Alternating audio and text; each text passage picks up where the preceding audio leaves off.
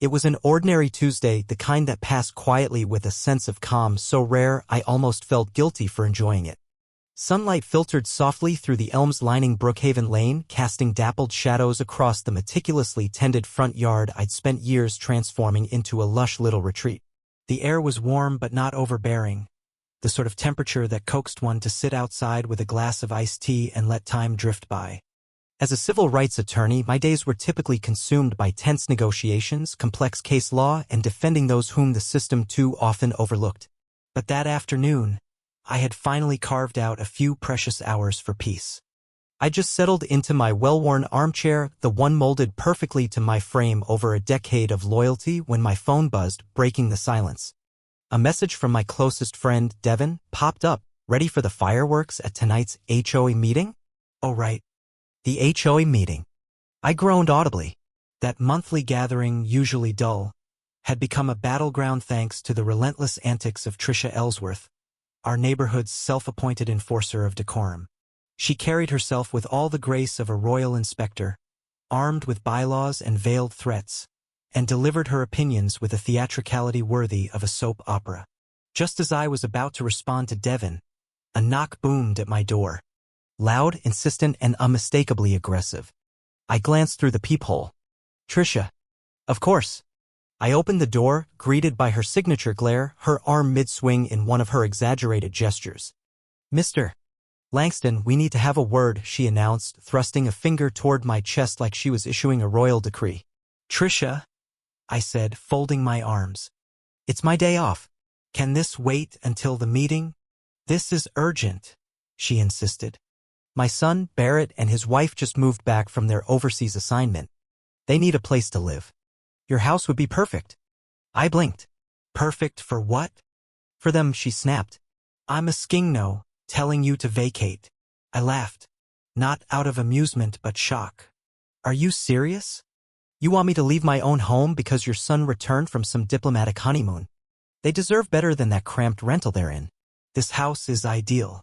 You live alone, don't you? I was speechless. Tricia, I bought this house. It's mine. I have the deed, taxes, title, all of it. You can't just. We'll see what the courts say, she interrupted, turning on her heel. Behind her, her husband Gerald stood by their hybrid SUV, his face painted with passive resignation, clutching a clipboard like it might shield him from embarrassment. The door hadn't even shut before I burst out laughing. Not out of cruelty, Tricia's demands were so outrageous they bordered on comedic. Devin called again. Did she show up? Oh, she did more than show up, I said. She thinks I'm squatting in my own house and wants me out so her son can move in. You've got to be kidding. I wish.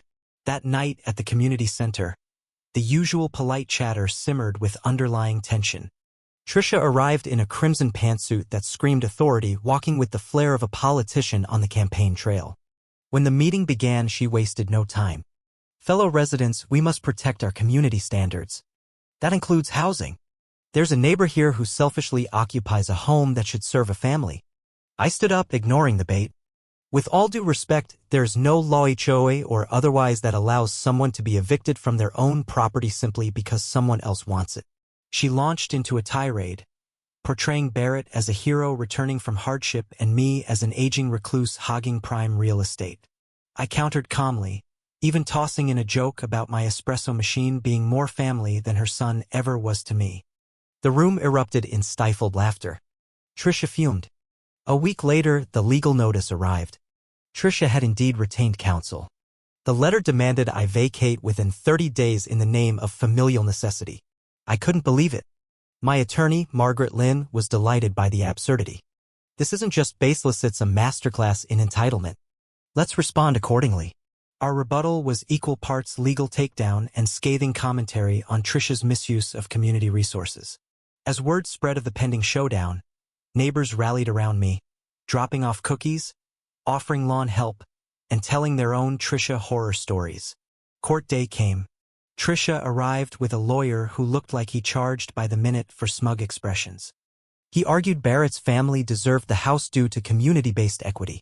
Margaret and I dismantled the argument line by line. Barrett chose to return from a penthouse apartment downtown to live with his mother. That's a personal decision, not grounds for displacing a legal homeowner, I said. The judge didn't even take long. This is a gross misuse of legal resources. Case dismissed. The courtroom murmured. Some even clapped. Tricia went pale. Her lawyer gathered his things quickly, muttering something about billable hours. As I left the courtroom, neighbors congratulated me like I'd won a local championship. But Tricia wasn't done. Within days, she upped the ante.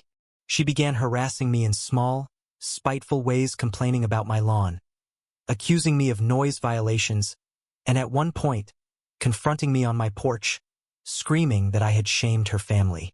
That time, she pushed me. I stumbled but didn't fall. Her husband muttered, "Not again," from the driveway. I called the police. When they arrived, she told them I had assaulted her. They didn't buy it. "Ma'am," the officer said, "if this continues, you may be looking at charges." She was warned sternly but not arrested. Still, the message was clear. The neighborhood rallied even more. We held a barbecue the following weekend. Devin manned the grill. Neighbors brought dishes. Laughter replaced whispers. People took photos under a handmade sign, "Community over chaos." Tricia was not invited. She watched from her window, curtain slightly ajar. Over time, the confrontations stopped. Whether from embarrassment or exhaustion, Tricia faded from public HOA life. Barrett and his wife eventually moved to a nearby town. Gerald started jogging by my place, always offering a tired wave. And me? I stayed right where I belonged, in my home, surrounded by people who now felt more like family than neighbors. The urban jungle in my yard bloomed brighter than ever. I'd faced absurdity, yes, but I'd also seen how a community could unite around fairness, reason, and humor. In the strange saga of Tricia versus reality, I'd come out not just victorious, but vindicated. And every now and then, when I sip my espresso on the porch and spot someone new on the block, I smile and say, "Welcome to Brookhaven Lane. Watch out for the bylaws. And beware the crimson pantsuit." It was an ordinary Tuesday, the kind that passed quietly with a sense of calm so rare I almost felt guilty for enjoying it. Sunlight filtered softly through the elms lining Brookhaven Lane, casting dappled shadows across the meticulously tended front yard I'd spent years transforming into a lush little retreat.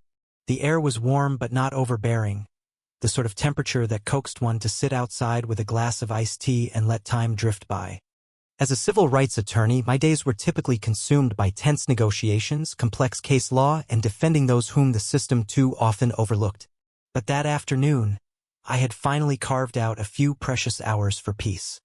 I just settled into my well-worn armchair, the one molded perfectly to my frame over a decade of loyalty, when my phone buzzed, breaking the silence. A message from my closest friend, Devin, popped up. "Ready for the fireworks at tonight's HOA meeting?" Oh right. The HOA meeting. I groaned audibly. That month